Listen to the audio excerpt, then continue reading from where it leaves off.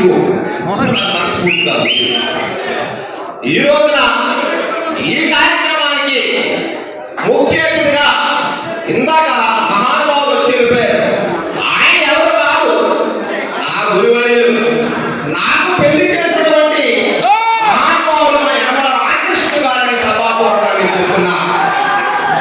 మరియు ఈ కార్యక్రమానికి ముఖ్య అతిథిగా ఒక చర్చల పిలుపు శక్తిపల్లి యొక్క గుండెలో చిరస్థాయిగా నిలబడకూడటువంటి యువ నాయకుడు, ఎక్కడ జాతి కోసం ఎక్కడ సమస్య వస్తే ఒక సింహం వలె పోరాటం చేస్తున్నటువంటి కోనసీమ వాస్తవి సుభాష్ గారు. ఎందువల్లంటే కోనసీమలో ప్రతి కొబ్బరి చెప్పాలి జై సుభాష్ జై సుభాష్ అనుకుంటారు. అతి సుభాష్ గారి యొక్క ప్రత్యేకత ఆయన నరకాలలో కూడా ఈ కోన రక్తం నిండిపోయి ఉంది. కాబట్టి ఈ రోజు ఆంధ్ర రాష్ట్రంలో ఉన్న శక్తివంత గీతగల గుండెలు చెప్పుడు సుభాష్ అని సభాపూర్వకం అందరూ కూడా తెలియజేస్తున్నా.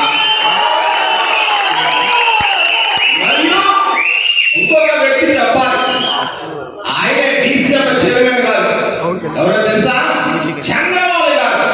ఆయన రాజమండ్రి వచ్చినప్పుడు ఆయన వెనకాల తిరుగుతూ వాటిలో డబ్బులు సీనంటే అక్కడికి డబ్బులు ఇచ్చేవాళ్ళు.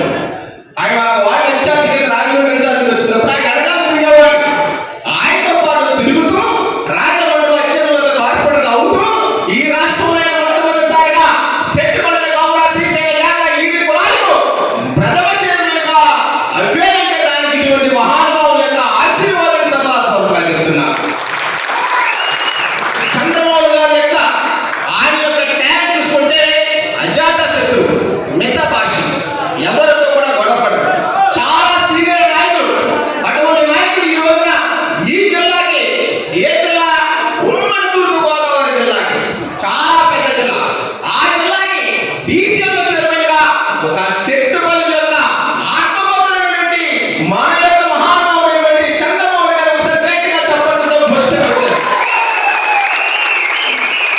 మరియు మా సిస్టర్ రుద్రమణి తెలుసుకురావాలి. ఎప్పుడు నిరంతరం కూడా కమ్యూనిటీ కోసం ఎక్కడ మీటింగ్ చేస్తారు ముందుకు వస్తూ పోరాటం చేయవలసిన నేడు రుద్రమణిగా ప్రతిఘటించండి. మన కళ్ళ విశ్రామ గారు కూడా ప్రత్యేకవాదాలు. ఇలా చెప్పుకెళ్ళిపోతుంటే ఆ మూల మా ప్రత్యేక వెంకటేశ్వరరావు ఉన్నారు. ఏంట్రా రామారావు అంత చూడలేదు అనుకున్నాడు. ఆ పక్కన సీనియర్ నాయకుడు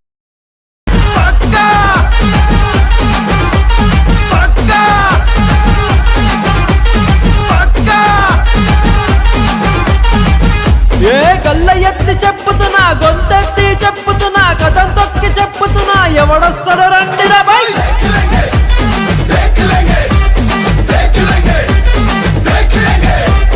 ఎత్తిన తల మన యూట్యూబ్ ఛానల్ జై శెట్టి బల్జా ఛానల్ మరి లైక్ చేయండి, సబ్స్క్రైబ్ చేయండి.